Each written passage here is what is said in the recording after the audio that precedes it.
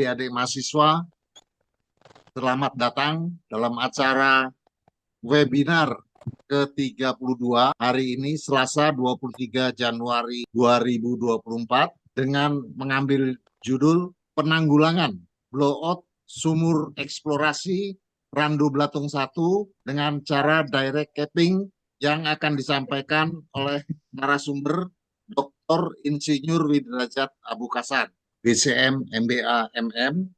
Namun sebelumnya izinkan saya bacakan kurikulum vitae dari beliau.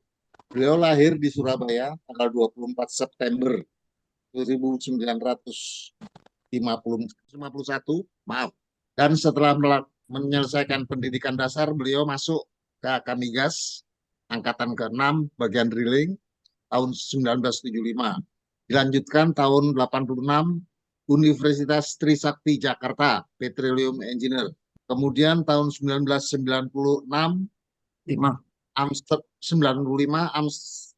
Amsterdam University Holland dalam program MBA. Selanjutnya tahun 95 Satyagama University Jakarta Magister Management. Tahun 2002 Northern California Global University USA untuk Doctor of Philosophy PhD. Mengenai work experience, beliau bekerja lebih dari 34 tahun dalam berbagai posisi, mulai dari foreman, kemudian assistant driller, kemudian driller, technical reservoir specialist, kemudian head of drilling engineer, head of drilling department, Prabu Muli. Dan tahun 9899, head of drilling department, Direktorat EP Jakarta. Selain itu, beliau juga menduduki GM Pertamina Drilling Service Indonesia, PDSI, kemudian Senior Staff Deputy of Upstream Direktur Jakarta, tahun 2004-2006, Head of Drilling Technology Service, dan Komisaris of Patra Drilling Contractor Jakarta. Tahun 2004 sampai 2019, beliau dosen Strata 1 dan S2 Universitas Trisakti Jakarta. Kami persilahkan kepada Bapak Dr. Insinyur Widrajat Abukasan BCM MBA MM untuk memulai acara presentasi ini. Silakan. Oke, terima kasih Pak Waspiodo. Tolong Pak Gani tampilan presentasinya. Pada pagi hari ini, dalam webinar ke-32, sebagai memberikan topik mengenai penanggulangan blowout sumur eksplorasi Randu Blatung 1 dengan cara direct capping. Pada pagi hari ini, Mbak ingin punya target dari webinar ke-32 ini, bahwa ingin semua peserta bisa memahami lika-liku kegiatan pengeboran sumur eksplorasi, mengutamakan pencegahan dari blowout itu sendiri, dan blowout itu mesti ada tanda-tandanya atau itu tanda-tandanya, tidak muncul instan begitu aja. Nah, kalau sudah terjadi blowout, bagaimana perencanaan untuk mengatasinya? Dan yang utama, kita harus mewujudkan zero fatality, tidak ada yang meninggal, tidak ada yang kecelakaan pada penanganan sumur ini. Ujung-ujungnya, biaya dan waktu harus kita record sehingga kita punya jejak atau file untuk menghadapi ke depan supaya kita waspada bahwa penanggulangan blowout itu memerlukan biaya besar, memerlukan waktu besar. Dan terakhir, setelah ada pasca blowout, kita harus merehabilitasi sekitar lingkungan sumur tersebut. Next, ini introduksi.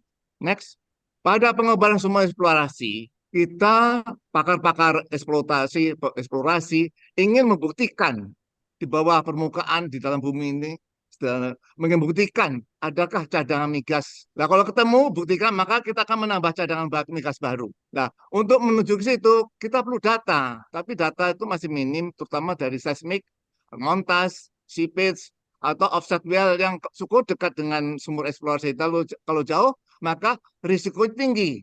Contoh risiko gagal, karena ada sukses rasio, kalau sampai 60-70% sudah bagus, tapi kalau masih 10-20 perlu kita siasatin. Sebagai contoh, di Sumatera kita ada Drehul di Bunian, Mendangara. Di Jawa ada Mangkang di Jawa Tengah, Ngimbang, Jawa Timur, Suci. Suci ada sampai Suci 3 tapi tidak dikembangkan ke Muning. Di Kalimantan kita temui Tritip di daerah Kalimantan Utara. Dulu Kalimantan Timur, sekarang Kalimantan Utara. Kilung, Sakima, Kalimantan Timur, Dahor, Warukin Selatan di Kalimantan Selatan. Dan yang main di offshore di daerah Sulawesi, kita ngebor di Malio, Malio 1, Malio Besar, Rangkong. Cinta-cinta ada Rangkong 1, 2, 3, tapi begitu Rangkong 1 tidak ada tanda-tanda, maka kita stop di Rangkong 1. Itulah risikonya kita ngebor eksplorasi. Tapi kalau nggak ngebor eksplorasi, kita nggak tahu berapa tambahan cadangan barunya lagi. Nah, ngebor eksplorasi pada umumnya di daerah atau di tempat-tempat yang remote, terisolir. You know?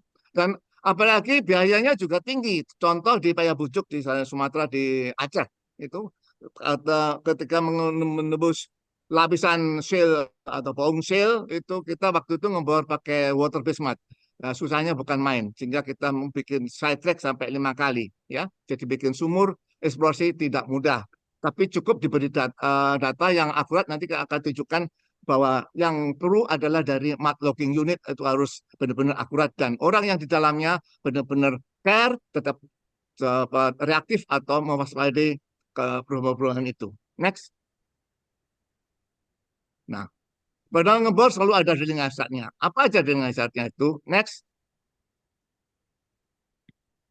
Nih, di dalam membuat lubang, kita membuat lubang itu kan hanya pengen masang pipa ke dalam, bukan masang pipa di permukaan.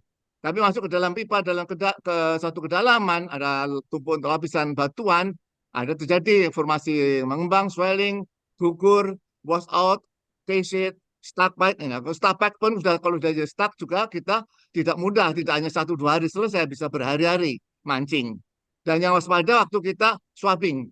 Swabbing kita mengebor tuh satu join, satu stand itu nyambung-nyambung. Sehingga kita harus mencabut ke permukaan. Apalagi kita mengganti pahat. Nah, bahayanya terjadi swabbing effect. Swabbing effect menimbulkan satu ketidakstabilan dari tekanan. Apalagi kalau menemui loss. Maka mempengaruhi tekanan hidrostatis lumpur di dalam sumur. Dan yang paling bahaya adalah blowout. Blowout bisa terjadi pada kondisi yang terbakar atau kondisi tidak terbakar. Dan juga terjadi pada sumur pemboran atau sumur perawatan sumur. Oke, next. Di sini Mbah tunjukkan bahwa dari beberapa trayek pemboran dari 17,5 sampai ke lubang terkecil 578, tiap-tiap trayek semuanya akan telah timbul blowout. Contoh di trayek 17,5 kita ngebor di Talang Timar 240 itu kejadian blowoutnya di 300 meteran, 310 tepatnya. Kemudian pasir jadi itu juga di sekitar 600 pasir jadi satu, itu eksplorasi. Di lubang 24 kita jumpai blowout di Banjar Paji 1 sampai sekarang. Di Banjar Paji 1 itu pada kedalaman 2.900 meter jadi blowout. Dan di lubang 8,5 terjadi blowout di Randu Belatung yang kita akan bahas pada pagi ini. Randu Belatung 1. Dan satu lagi di lubang yang 6 inci, yaitu sekitar 4.000-4.200-an di Lovin 1 di daerah Ambon. Next. Untuk itu, waktu membuat lubang, kita membuat lubang ke dalam batuan atau dalam bumi, ada temperatur yang selalu berubah. Ya, temperatur selalu berubah. Kalau terlalu berubah, maka mempengaruhi dari sifat berat jenis lumpur itu sendiri, viskualitas lumpur sendiri, sehingga terganggu keseimbangannya. Dan mudah terjadi kekentalan, keenceran dari lumpur, pada lumpur adalah darahnya pemboran. Dan satu lagi data yang perlu diwaspadai adalah drilling fleet. Waktu kita ngebor, ada perubahan kecepatan pemboran, ROP. Ada makin cepat, makin lambat, sesuai dengan pahat yang kita pilih. Yang bahaya adalah setelah dari drilling fleet kita masih lengah, kita masih ngebor terus. Maka padahal kita harus melihat apakah ini formasi dari batuan yang rapuh, mau batuan yang lunak, atau batuan yang pori-porinya diisi oleh gas atau fluida yang bertekanan. Maka udah terkonfirmasi di dalam anulus itu gas influx atau gas katmat, maka berat jenis lumpur akan berkurang. Untuk itu, setiap pemboran eksplorasi, kita selalu siapkan lumpur berat dan lumpur untuk loss. Kita harus prepare di situ. Jangan baru blowout baru bikin lumpur. Enggak. Jadi kita harus siapkan. Jadi apalagi daerah-daerah eksplorasi yang remote. Kita siapkan lumpur berat berapa poin di atas dari lumpur yang normal, dan kita siapkan di spot tank lumpur yang untuk loss. Nah, kalau itu berjalan, maka kita selalu waspadai di permukaan.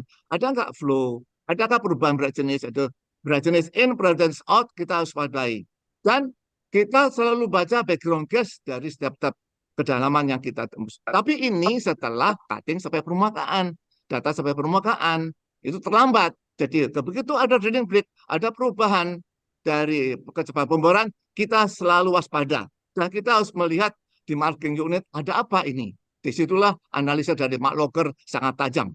Dari beberapa pengalaman, kita akan cepat mengatasi sebelum menjadi blowout. Maka kita utamakan pencegahannya. Next. Nih, jadi apa itu cake? Cake itu ada kondisi yang tidak kita planning. Tapi kondisi ini bisa kita waspadai karena banyak data dari makhluk unit kita bisa waspadai kapan ada bahaya itu muncul. Nah, kita percaya bahwa next ini kok nggak jalan. Nah, terjadinya unbalance, jadi pressure reservoir itu negatif daripada tekanan pori-pori batuan. Maka di situ dulu terjadi unbalance. Jadi padahal ngebor underbalance selalu kita bisa lakukan karena kalau reservoir yang sudah depleted. Tapi umumnya kita waktu ngebor eksplorasi kita kondisi yang overbalance. Overbalance dengan margin sekitar 100 atau 500 psi untuk menjaga supaya kita lebih tinggi daripada tekanan hysteresis. Net. Ini. Ya, di sini waktu kita ngebor, kita upayakan overbalance P hypothesis more than reservoir, P pori-pori batuan. Tapi kalau kondisi unbalance, ada loss, misalkan maka P hypothesis turun, maka terjadilah blowout. Blowout bisa menyembur ke permukaan terbakar di sekitar sumur atau tidak terbakar. Next. Nah, inilah tanda-tandanya. Jadi kejadian itu tidak mendadak. Jadi kita harus jeli setiap pertama ke dalam pemberan sumur eksplorasi. Ada data drilling break, ya seperti Mbak jelaskan tadi, drilling break. Ada perubahan tekanan, perubahan ROP dari misalnya 5 meter per jam, atau berarti 10 meter per jam. Ini berapa? Kita mengebor yang di daerah yang lunak atau memang gas influx masuk. Untuk itu dampaknya ke lumpur banyak.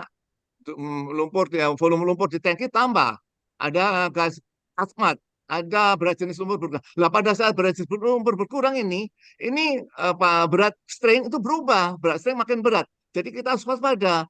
Ini ada break, berat strain berubah. Ini sudah ada gas katmat di dalam lubang sehingga buoyancy faktor berkurang. Jadi ada waspada. Dan pompa juga kita batuk-batuk fluktuasi. Ya, next. Nah, apa penyebab utama? Penyebab utama pasti adanya kondisi dari reservoir lebih besar daripada hidrostatik lumpur, gitu. Adanya loss, kemudian ada sebuah impact, tekan popori memang unpredictable, kita prediksi tapi lebih awal, dan satu lagi terlalu pagi pasang casing seperti kejadian Randu Belatung sini. Atau justru belum pasang casing, ini bahaya. Udah ngebor dalam berapa ribuan meter, tapi belum pasang casing juga bahaya. Jadi nanti kita jelaskan step-step try itu kapan kita harus pasang casing. Karena dengan pasang casing kita akan membedakan antara tekanan yang tinggi menimbulkan kick atau tekanan rendah menimbulkan loss. Kita harus pisahkan. Jangan kita jadi satu trayek, ada loss, ada kick jadi satu trayek. Ini maju mundur kena. Jadi kita akan bunuh diri sendiri. Next. Nah, ini data yang kerekam di Lagung Lubit. Begitu banyak data ini. Baratnya string, density dan lumpur, itu adanya gain atau gain loss juga kebaca di sini. Adanya lag time dari cutting juga terbaca karena cutting itu berada di dasar lubang itu sampai permukaan itu bisa puluhan menit sampai permukaan tergantung rate atau dari dimensi lubang itu sendiri. Jadi lag time setiap detik atau setiap saat harus kita waspadai. Cutting ini sudah sampai ke permukaan sampai kapan. Dengan sampai di permukaan baru kita cek. Oh ada Florence-nya ada minyak kah? Ada batuannya apa? Oh batuan rapuh atau apa? Jadi kita bisa tahu pasir atau rekahan atau kapur, langsung bisa kita baca. Jadi mat logging ini bukan satu data yang kita sebagai gagah-gagahan, tapi data semua kerekam dan real time. Itu real time. Hanya pada adalah kita yang in charge di situ, mat logger, Kapanemen, tool pusher, kita akan waspada kalau ada perubahan-perubahan ini. Next. Oke. Ya, ini UV box, ultraviolet box untuk menganalisa adanya kandungan hidrokarbon apa tidak. Kalau ada hidrokan karbon dia akan cerah seperti. Nah, ini mikroskop ya untuk menganalisa cutting. Ini ada monitornya. Ini analisa solvennya untuk mengetahui adanya hidrokarbon apa tidak. Jadi satu set ini analisa solvent, mikroskop dan UV box. Ini ada shell density untuk mengetahui berat jenis batuannya. Lalu ada kalsimetri untuk mengetahui kandungan kalsit atau dolomitik. Nah, ini adalah keseluruhan mat logging unit. Ini salah satu report dari mat logging unit membuat matlog. Ini monitornya. Nah, nanti yang dilihat salah satu mat logging ini melihat simulasi. Jadi parameter di drilling itu banyak, ada hog load, ada pump pressure, ada RPM, ada pompa, ada gas. Nah, ini dimonitor. Jadi anak-anak mat logging atau yang mau training mat logging bisa mengetahui parameter seluruh parameter drilling. Nah, ini salah satu analisa gas kromatograf. Ya, ini secara unit, cabin, keseluruhannya. Oke, itulah mat logging. Next. Nah, untuk itu, mat logging ini punya manfaat besar. Karena kita akan merekam atau membaca rekaman dari perubahan data. Perubahan data atau parameter yang kita adjust di permukaan. Oh, kita hoplo kita tambahin, BOB kita tambahin, kita putar, kita tambahin, itu kita ada. Tapi sementara data yang kerekam di dalam lubang itu secara real time terbaca ya dengan sensor mat logging yang peka ini. Nah, dari situ maka kita bisa memprediksi kira-kira kesulitan apa yang akan muncul. Contoh kick, mat loss, stuck pipe, drilling string bocor atau putus akan kebaca. Ya, selama kita jeli akan baca. Kemudian kita tahu di berapa besar gain volume kick yang masuk atau loss lubangnya lumpur yang hilang dan perubahan ROP. ROP ini selalu kita rekam, maju mundur cepat lambat dari pahat ngebor batuan itu akan kerekam. Dan sampai permukaan kita jelas dari geologis kita tahu batuannya, oh masih lempung, batu bara atau usaha pasir, kita baca dan kita analisa dengan mikroskop. Dan yang kita harapkan ada nggak kandungan hidrokarbonnya? Terbaca di box tadi ya. Ya. Jadi kita baca, oh syukur ada Florence yang bagus, ada gas. Dan satu lagi yang ini, kita bisa merekam atau membuat kurva di eksponen. Di mana di eksponen ini akan memberitahu kapan kita menekan berat jenis lumpur karena akan mendapatkan tekanan gas yang lebih tinggi atau tekanan reservoir yang tinggi. Toh kita harus turunkan berat jenis lumpur karena kita mendapatkan formasi yang rapuh atau banyak gua gitu. Nah, dari situ matlog kita akan master log atau dari matlog ya kita buat. Tapi semua ini tidak ada harganya kalau alat ini tidak dikalibrasi. Kita harus dapatkan supaya tepat, benar, akurat supaya data ini tidak menipu ya. Jadi harus benar, tidak akurat dan kita harus cerdas yang insight di situ harus benar-benar jeli menghadapi satu perubahan. Next. Ini tadi ya. Kita mengebar selalu ganti pahat, nggak mungkin satu pahat sampai ke dalam akhir ya kita cabut. Waktu itu kita cabut pas pada open hole, pada terjadi ada yang tight, ada yang swell, gitu, sehingga pahat itu seperti piston, jadi menimbulkan suatu swap effect. Ya. Swap effect ada perubahan tekanan di bawah pahat, jadi sehingga diikuti oleh tekanan pori. Nah, tekanan pori suatu saat sampai ke dalam tertentu akan lebih kuat daripada tekanan tadi yang sisanya sampai permukaan. Ini maka pada saat pull out atau POH ini kita bisa terjadi block out karena kita tidak jeli mewaspadai perubahan-perubahan waktu itu. Oke, lanjut. Nah, kalau sudah kejadian, apa yang lalu kejadian apa yang harus kita lakukan?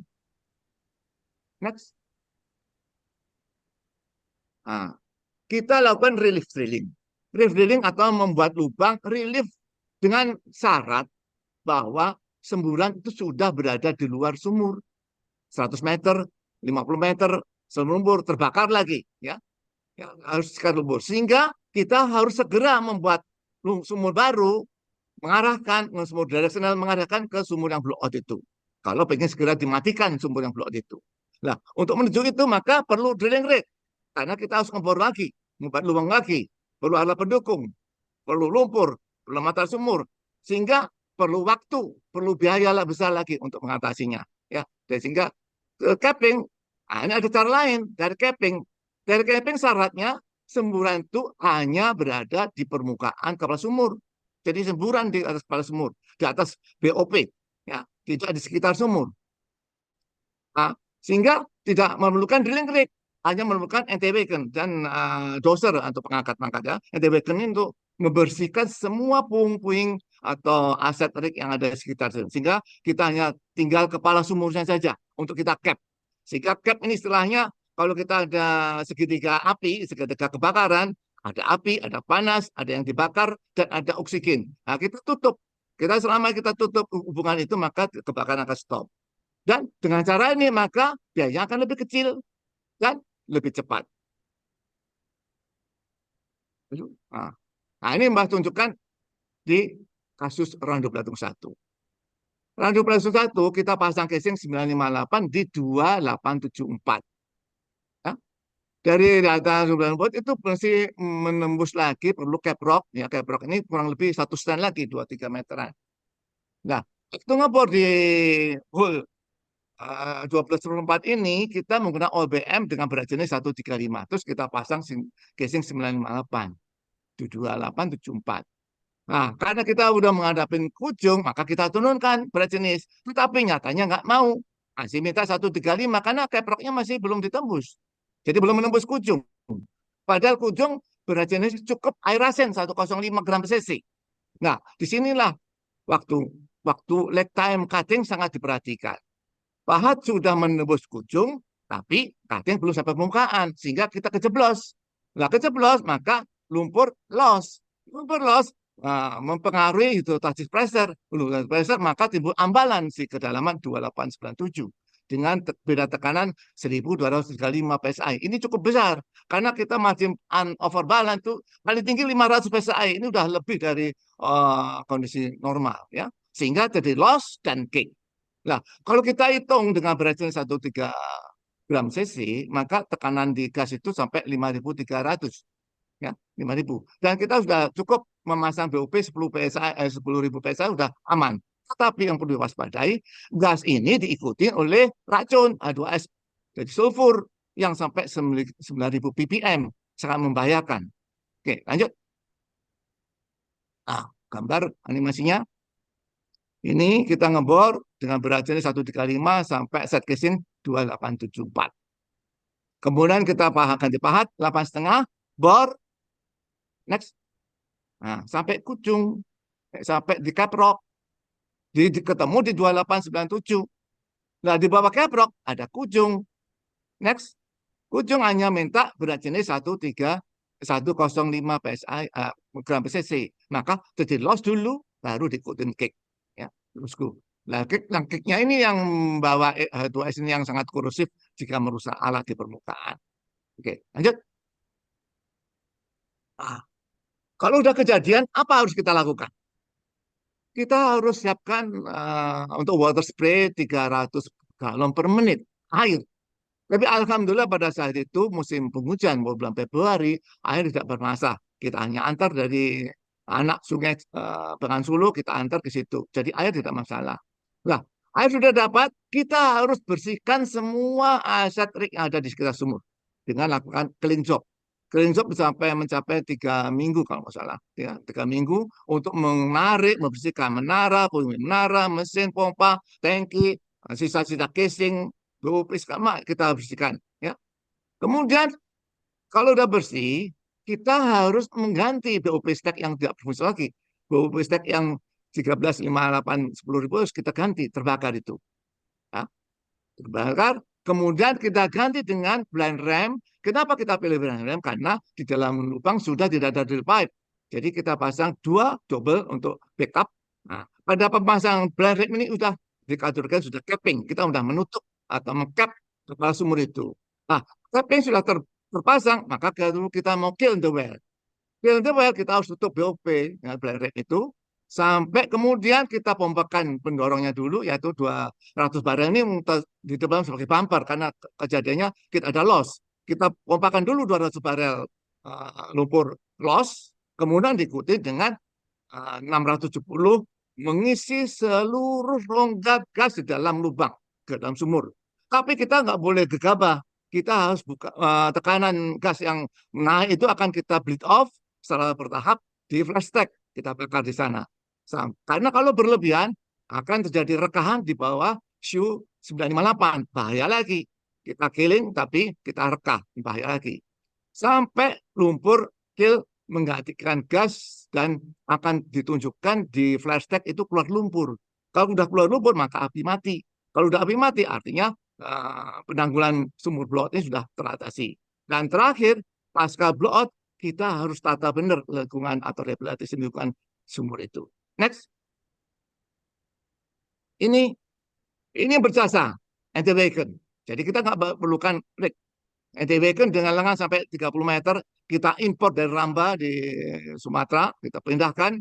Karampel di Jawa Barat itu kita pindahkan juga untuk membantu Randu Belatung 1. Next. Nah, ini puing-puing setelah kita garuk, ini masih di sekitar lokasi. Puing-puing ini, dan puing-puing ini nanti kita pindahkan ke staging area 5 km dari lokasi. Nanti kita tunjukkan dalam video. Next. Ini contoh orang bor tidak cukup sehat, juga cukup pintar, tapi perlu nyali besar. Menghadapi panas, menghadapi temperatur tinggi, nyali besar. Di sini contoh, Pak Ano sedang mengambil sampel kondensatnya apa nanti untuk dites di lab, ya. Tapi di belakangnya ada Pak Jainul sebagai tameng karena harus teman tidak boleh satu orang masuk sini. Lambah merekam di sini jarak 30 meter sebagai zoom, ya. Next.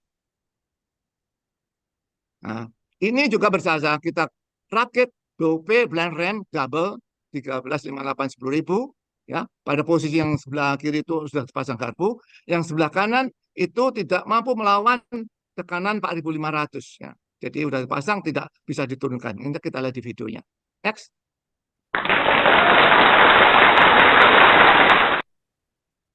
Next. Ini PIC dari Randu Belatung 1. Ada Pak Ano, Pak Iransa. Jadi waktu 26 Februari sampai 17 April 2002. Next. Nah, ini tata waktu. Mbak beringinkan bahwa air time bisa di-squeeze, bisa diperpendek.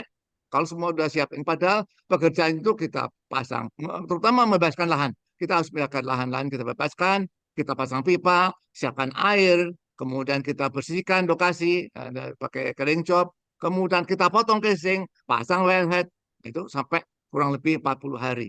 Nah, baru kita capping. Capping dan killing stone-nya cukup 8 hari, tidak sekitar seminggu, 8 hari. Cappingnya 2 hari, killingnya sampai selesai, rehabilitasi 6 hari. Ya. Lalu kita squeeze. Dan untuk pengalaman berikutnya, kalau kita sudah siap, akan lebih cepat mengatasi sumur-sumur blowout. Dengan harapan tidak terjadi lagi. Harapan kita tidak ada pencegahan kita utamakan. Masuk. Inilah Randu Belatung 1 telah diatasi selama 51 hari, membakar gas 30 juta kubik kaki, dan selesai dengan biaya 4,1 juta dolar plus 29 miliar. Nah, ini kita compare untuk mengatasi blowout dengan relief well dan capping. Kita masih 40 tahun yang lalu, di tahun 81, 84 itu, kita jadi pasir jadi dari pengalaman Pak Suprianto, ya. Sumur dangkal belum sampai 1.000. Tapi kita udah terbakar dari luar. Jadi harus di sumur drilling di directional drilling, jadi untuk relief well. Karena semburan di luar sumur. Dan waktu itu menghabiskan waktu sampai 3 bulan, ya lebih, dan biaya sampai 8 jutaan. Waktu itu cukup mahal. Dan sumurnya di abandon, sudah selesai, abandon, tutup. Sementara pengalaman berikutnya kita Cemara 10, kita sudah dari capping. sumurnya lebih dalam 2000-an meter ya.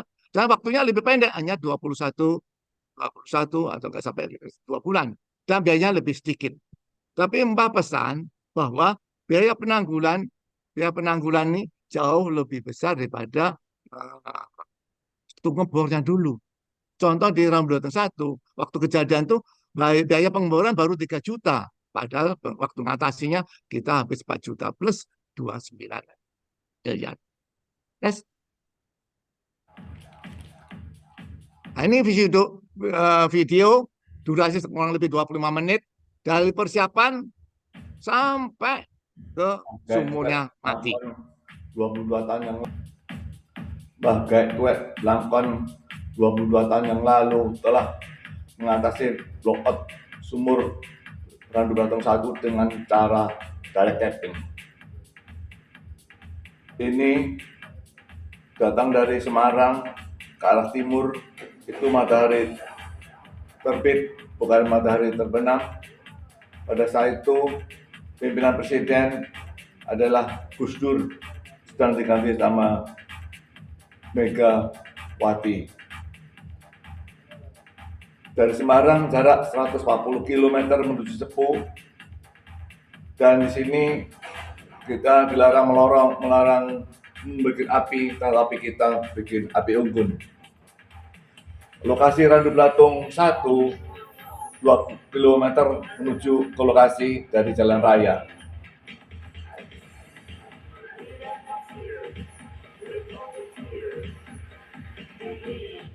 Ini titik api puncaknya dengan teodolit mencapai 90 meter. Sedangkan chrome block tinggi menara hanya 70 meter dari permukaan tanah. Mbak mengambil dari mobil sedang berjalan, dan itu kelihatan menara sudah roboh sujud.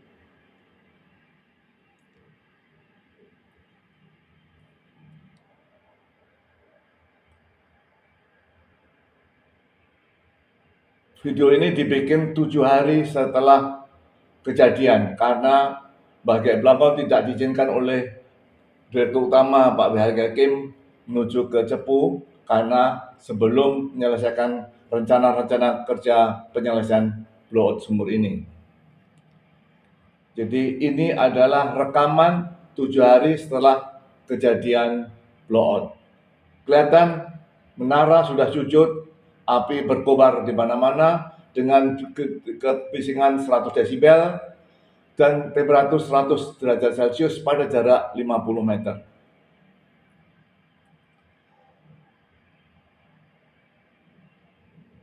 Di situ kelihatan anak buah Prubor berada jarak 30 meter sedang memeriksa posisi puing-puing ke menara, tetapi kepanasan karena tidak tahan dengan temperatur 100 derajat Celcius yang dekat dengan titik api. Di sini kelihatan flora buah pepaya telah matang duluan, pada tetangganya belum, karena radiasi panas 200-100 derajat centimeter dari titik api. Ada flora lainnya, yaitu buah pisang yang awalnya motok-motok, tetapi setelah ada blowout, pisang yang lain tumbuh atau buahnya amburadul, tidak bersisir-sisir, tidak rata, tidak montok-montok. Sementara itu ada rekod fauna, ini terlihat ada yuyu adalah kepiting sawah, telah gelisah karena temperatur air sudah menjelang panas atau suam-suam kuku. Mbah syuting sebentar untuk sebagai bukti bahwa flora dan fauna terganggu oleh radiasi panas dari sumur Randu Blatong 1. Ini ada gedung sarang burung lawet yang mau panen. Jadi kami mengganti kerugian ini 2,5 miliar per gedung. Jadi ada 4 gedung sekitar 10 M. Dan burung maleknya sudah kabur karena suara bising 100 desibel. Ini kelihatan udah malam, padahal kita rekam sekitar jam setengah 5, jam 5 sore, tapi sudah kelihatan gelap.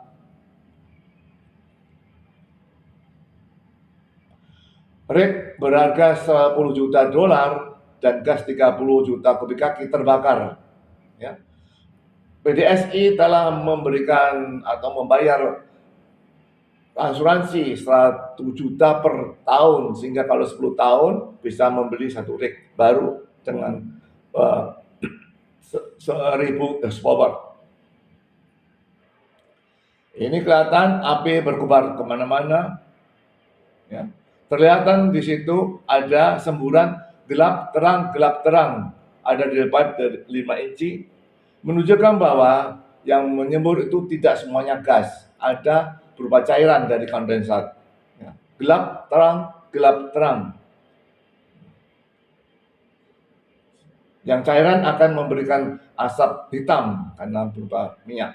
Ini kelihatan sekali, drill pipe masih nongol, masih kejepit di BOP, dan semburan berwarna hitam terang menunjukkan ada cairan dan gas yang terproduksi di permukaan.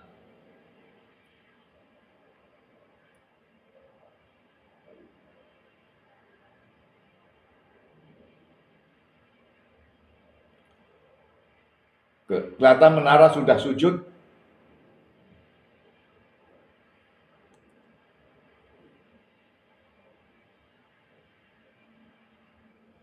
Ini puing-puing menara, dan ini adalah kaki 1000 pada musim hujan, tapi di permukaan tanah sudah retak-retak karena dominan oleh adanya sil atau keling atau lempung, dan mudah retak-retak pada musim hujan di bulan Februari.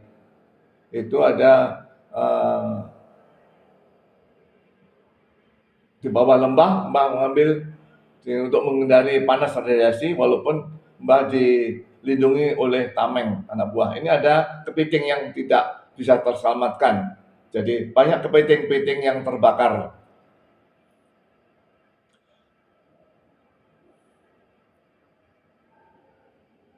Ini kelihatan sekali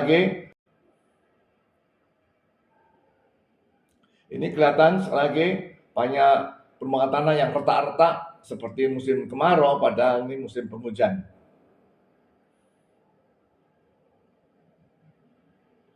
Mbah akan tunjukkan ada satu keanehan di sini, ya, bahwa akibat dari radiasi panas akan pada yang kering. Tapi nyatanya ini contoh jagung kering, tapi ada beberapa tumbuhan tidak kering.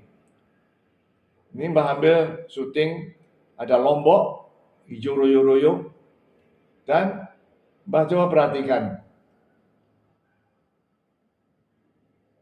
Ini sampingnya adalah padi sudah mengening kuning.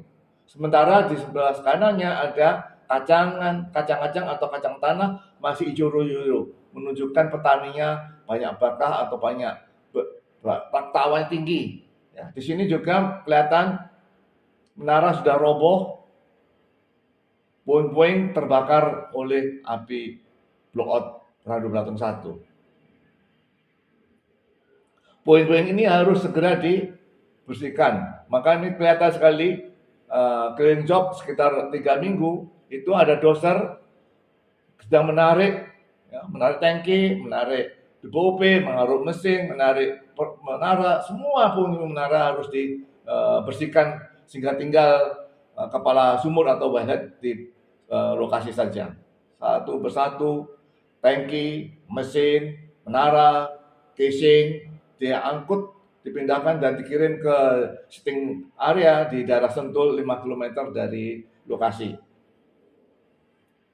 Terlihat api dan asap hitam dari pembakaran fluida. Jadi sumur gas tidak semuanya di Radio Belatung berupa gas, ada kondensatnya. Kelihatan sekali itu semburan hitam, terang, putih, sehingga menunjukkan adanya gas kondensat.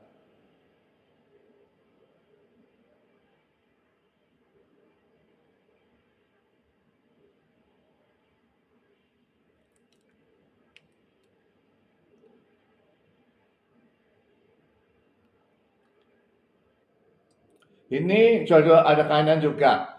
Kiri kanan sudah kering, padi menguning, tetapi ada jalur hijau, yaitu green carpet, sehingga radiasi panas tidak mempengaruhi atau tidak semuanya terbakar atau terpanggang oleh radiasi panas yang 100 derajat Celcius dalam jarak 50 meter. Ya, ada green carpet di sini.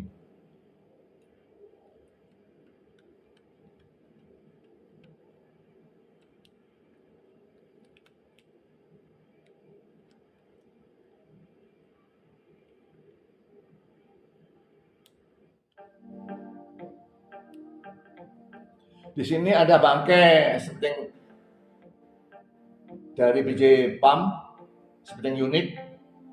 Ada tumpuan-tumpuan menara, tumpukan dari mesin, tumpukan dari pompa, tempat casing. Ini kelihatan ada mesin terkumpul, puing-puing mesin, ada puing-puing pompa, tumpukan menara yang gagah pada saat rekap.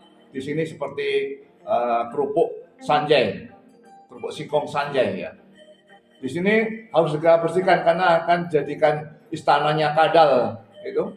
Ini tumpuan puing-puing menara. Jadi ini terjual dengan 1 kilo 1.000. Jadi pada beratnya menara ataupun komponen menara sampai ton-tonan. Ini habis. Udah dipindah ke lebur kembali ke dapur tinggi peluburan baja. Ini contoh puing dari mesin.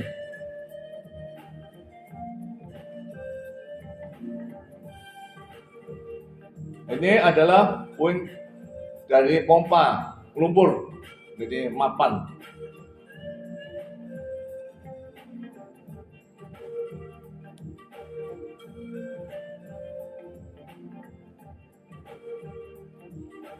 Ini rusak di bagian power end-nya, jadi ini bangkai pompa sudah tidak bisa dipakai lagi, di reject, ya, kita ganti.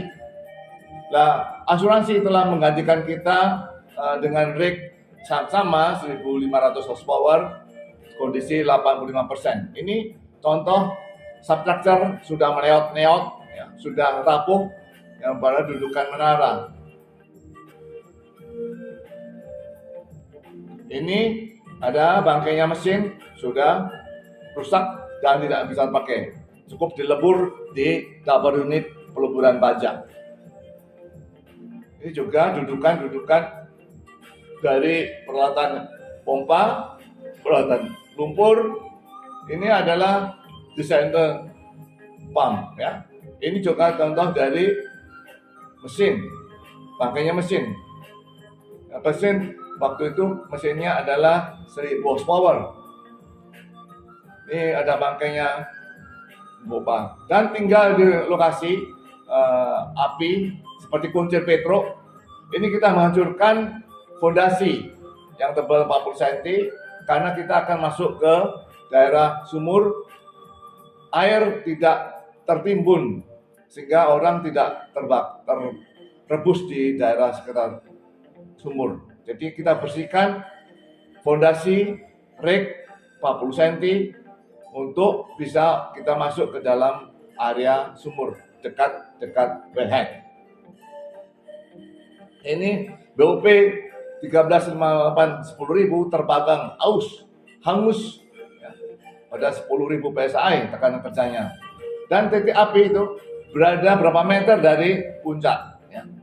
Ini di Jakarta sering ada hoax, tidak benar, bahwa petani mati, kambing mati, dan titik api itu berada berapa meter dari puncak. Ya. Ini di Jakarta sering ada hoax, tidak benar, bahwa petani mati, kambing mati, sapi mati. Ini ada bukti jarak 1 kilo dari titik api. Petani tetap bekerja karena diberi makan pagi, siang, sore, dikasih makan 3 kali sehari, dan diberi pupuk dan bibit, sehingga mereka tetap bekerja, tidak terganggu oleh kegiatan kita dalam mengatasi blowout rangka blutung 1. Jadi ini SR-nya sangat-sangat baik. Ini orang nyangkul, happy semua, petani. Ini pada jarak 200 meter. Dan kelihatan ada petani sedang menabur pupuk, api mati, petani panen.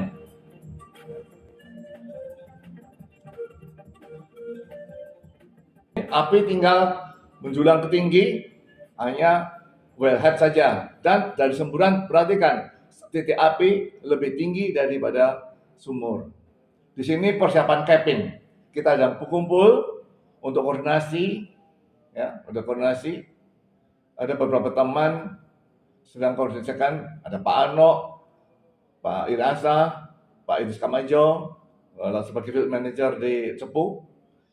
Kita bertekad melakukan capping, yaitu akan memasang BOP blind ram double di atas dari wellhead. Ini capping pada hari ke-40. Diantar sama doser dengan anti-wagon menuju wellhead atau puncaknya wellhead.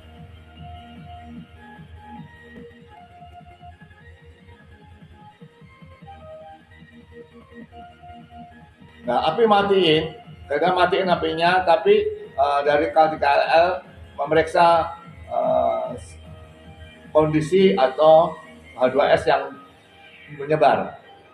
Di sini kita bertekad dengan seling, lubang ketemu lubang dipasang baut. Jadi flensa to flensa dipasang baut sehingga kita bisa merangkai BOP di atas kepala sumur wellhead. Tapi perhatikan ini, karena tekanan sampai 4.500, pemasangan drilling spool BOP di atas wellhead tidak berhasil. Ini ada semburan water spray untuk pendinginan para pekerja supaya tidak terjadi radiasi panas, dan sumur kita matiin apinya supaya radiasi panas berkurang.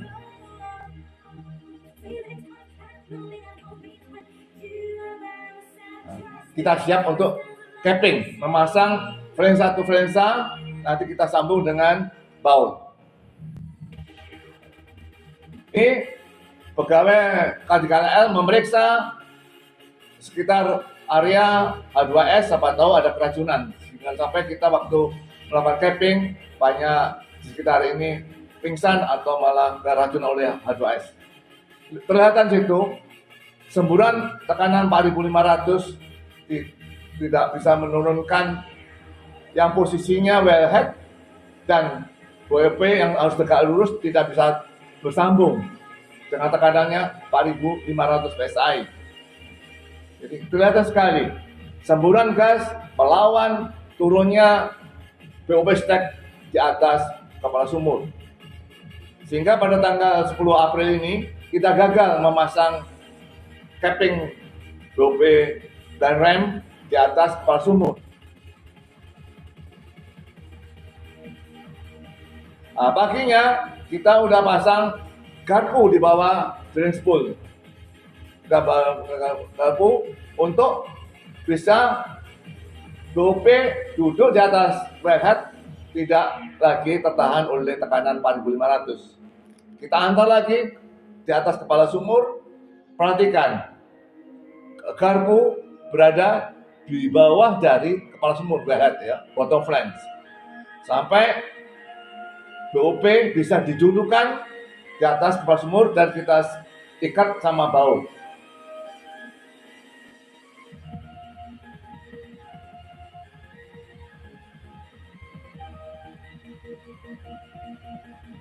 Perhatikan, posisi garpu sudah berada di bawah bottom flange. Apa kita matikan dengan catatan H2S harus kita monitor. Nah, udah masuk. Nah, dengan adanya garpu di bawah drilling spool, maka posisi blind ram tidak banyak bergerak, sehingga kita tinggal turunkan ke bawah dengan catatan harus pada posisi tegak lurus. Maka nanti ada PQ, kita bantu untuk dorong. Ini ada satu baut sudah diinstal. Di sini Mbak hanya sarankan 2 orang saja.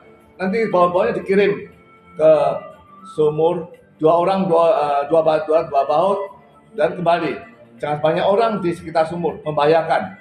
Jadi diangsur baut, tiap orang bawa 2 karena bautnya ada 24 keliling dari bottom flange dengan drill spool. Tapi kenyataannya setelah ada kondisi aman itu banyak orang kumpul di bawah atau sekitar bottom flange dan sumur. Nah, yang penting semburan tahu bahwa semburan arah dari semburan ini tidak melukai pekerja. Ini kita periksa kembali, oke aman, udah sukses, capping berhasil, kita tinggal pasang kill line dan tube line. Jadi pada proses ini lumpur, jadi mapan.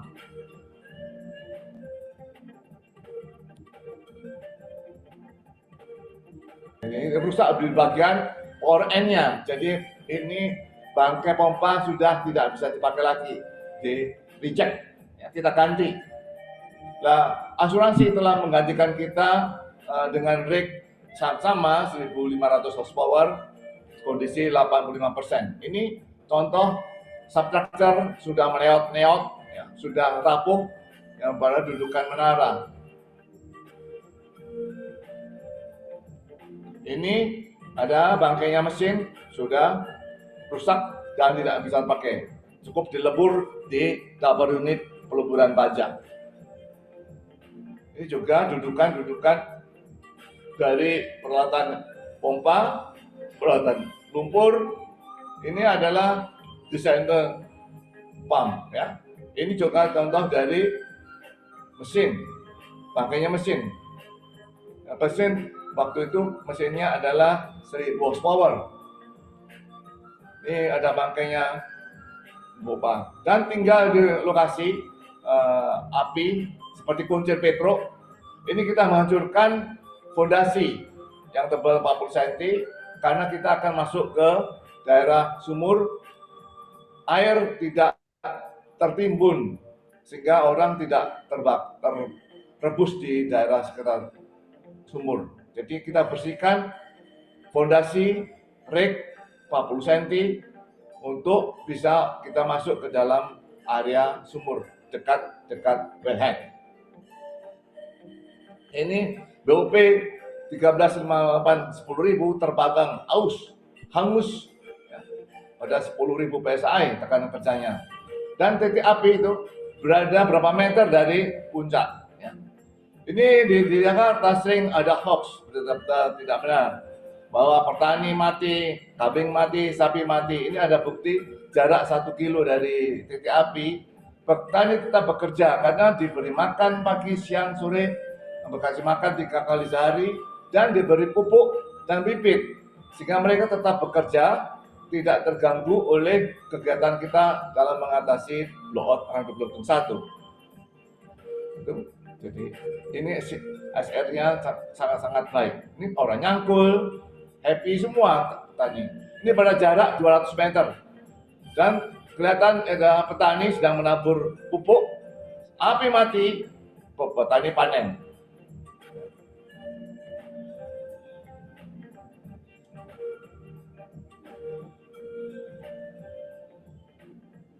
Jadi api tinggal menjulang ke tinggi, hanya wellhead saja, dan dari semburan perhatikan titik api lebih tinggi daripada sumur.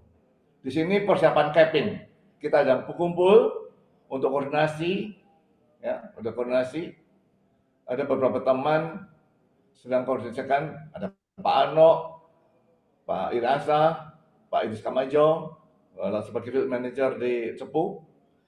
Kita bertekad melakukan capping, yaitu akan memasang BOP blind ram double di atas dari wellhead. Ini capping pada hari ke-40.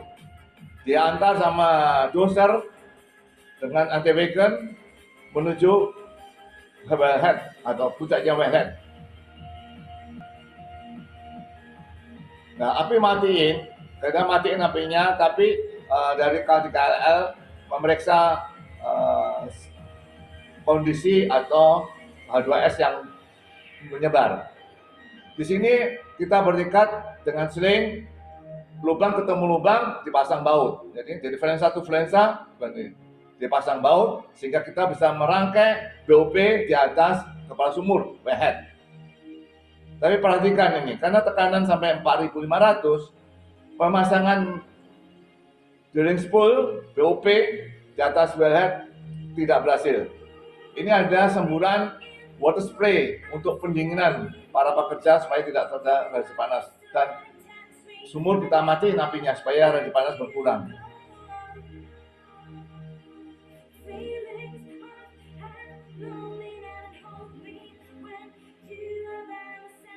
Berhenti. Kita siap untuk capping, memasang frame 1 flensa, nanti kita sambung dengan baut.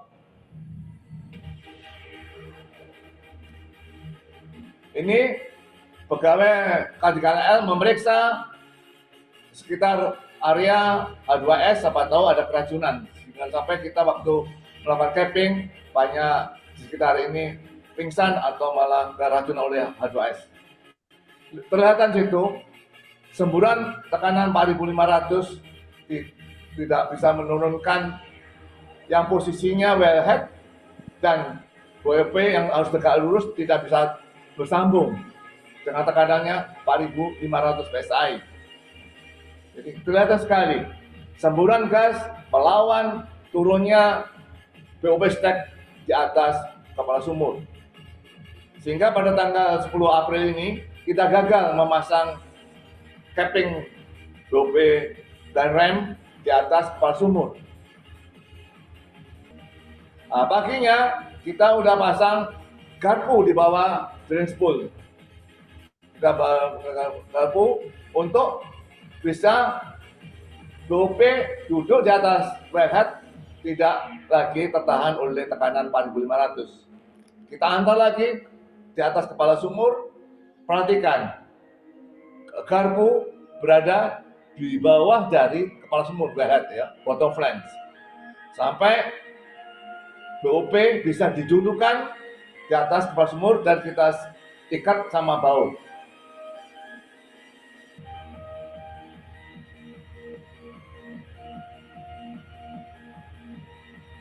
Perhatikan, posisi garpu sudah berada di bawah bottom flange. Apa kita matikan? Dengan catatan H2S harus kita monitor.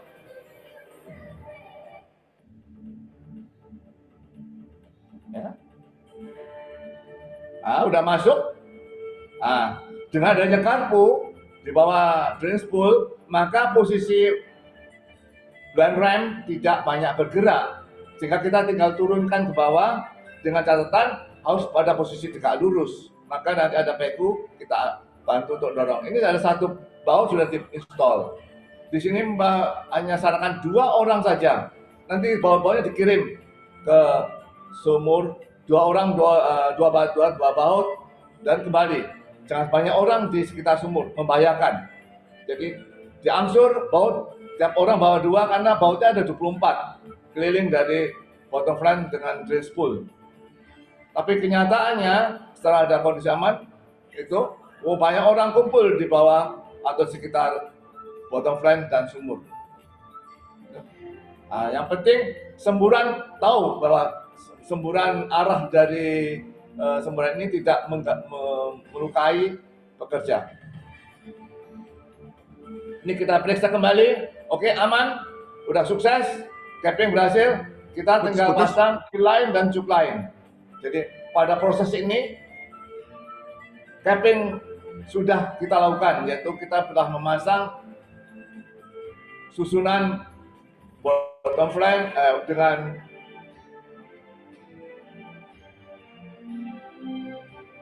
BOP dan 1. Malamnya kita hidupkan kali. Ya, jam 4 sore sudah kita hidupkan kali. Paginya tanggal 13 April, tanggal 11 ini di Bali nyepi, jadi tidak boleh ada api. Pada hari ini, tanggal 13 bukan angka sial, kita bertekad untuk mematikan api. Itu kelihatan sekali. Api di atas wellhead masih menyembur. Dan desibel masih 100. Ya. Dan temperatur masih 100 derajat Celcius di sekitar sumur, jarak 50 meter. Waktu tinggal 50 lagi. Kita koordinasi untuk melakukan kill the well.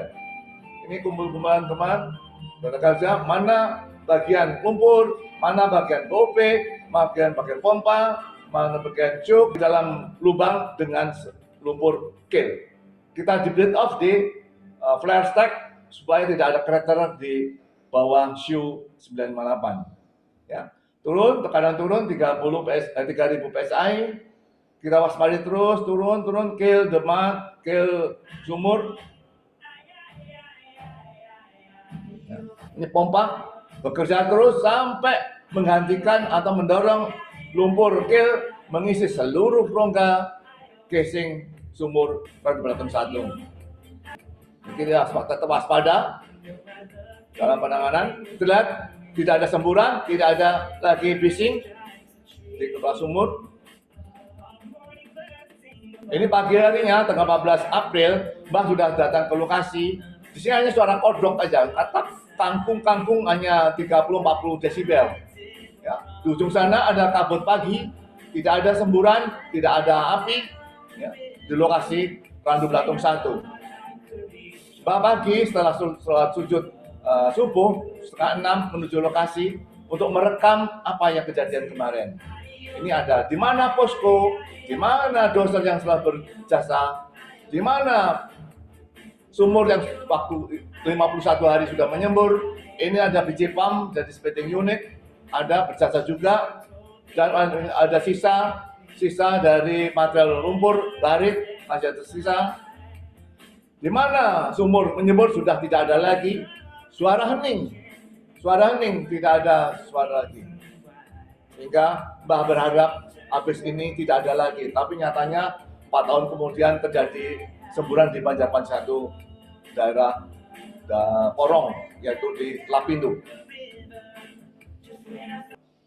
Nah, cool, hati tenang, bersyukur, bersujud, telah berhasil mengatasi semburan Radublatung selama 51 hari.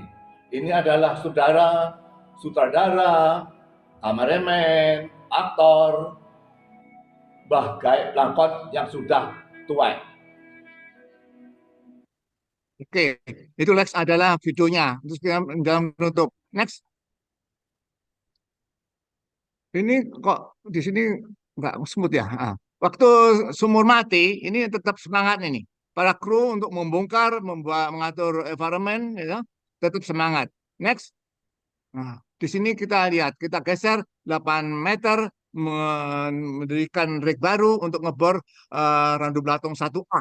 Dari Radublatung 1A itulah kita dapat data-data yang tersembur tadi. Ini ada pusara RBT 1, ya. Lanjut. Nah, inilah pengalaman di Radublatung 1 yang waktu kejadian di hari ke-82 hari, ya, block out.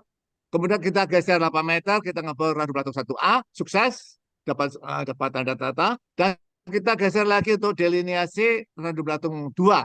Itu lebih cepat lagi. 60 hari sudah TD dan dapat gas. Dan perlu keberatan Mbah tegaskan lagi, next. Nah, disinilah kita waktu ngebor Radublatung 3. Radublatung 3 begitu jelasnya di mana di eksponen kerekam. Di mana kita stop casing, di mana kita ngebor, di mana kita harus naik ke berat jenis lumpur, sehingga kita aman.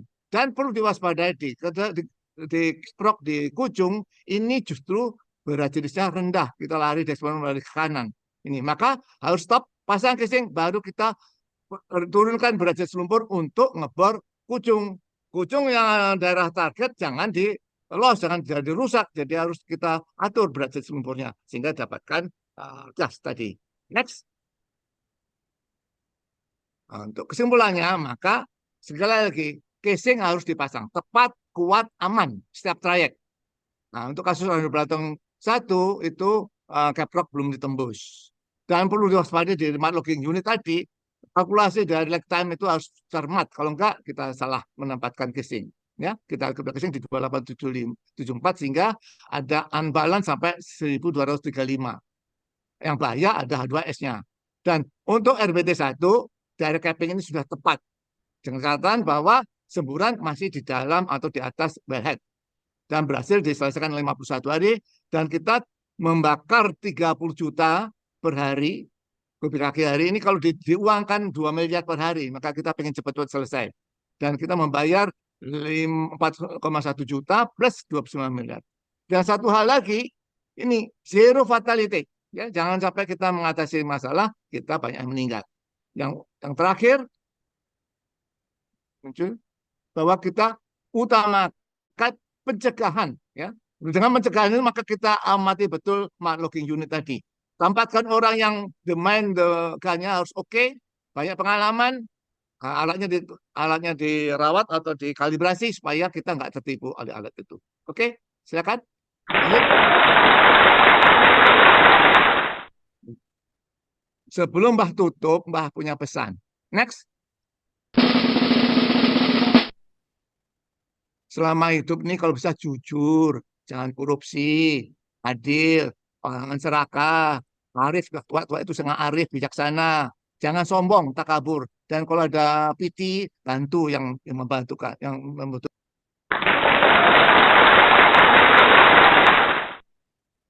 Ini kenangan 49 tahun lalu. Masih gondrong, temannya Beatles.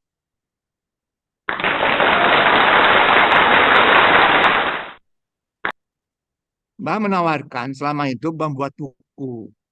Dan Mbah buku ini 400 buku waktu itu. Ini tinggal berapa buku, mungkin 5 atau 6 buku nih. Membahas unggul-unggulannya ada drilling plan, drilling problem, IPM, drilling active, PNA. Jadi ini buku ini sebagai referensi program S2 waktu Mbah ngajar di Trisakti.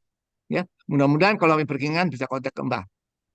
Ini juga sudah kenang-kenang dengan Profesor Sujati Rahmat di ITB. Ini pada saat Mbah menyusun SOP pemboran PHE. Dari presentasi Mbah, mudah-mudahan bermanfaat untuk Q&A, kembali ke moderator. Terima kasih Pak Derajat. Waktu yang dibutuhkan 65 menit. Dan kita masuki sesi berikutnya adalah question and answer yang akan dipandu oleh Bapak Ari Wahyudi.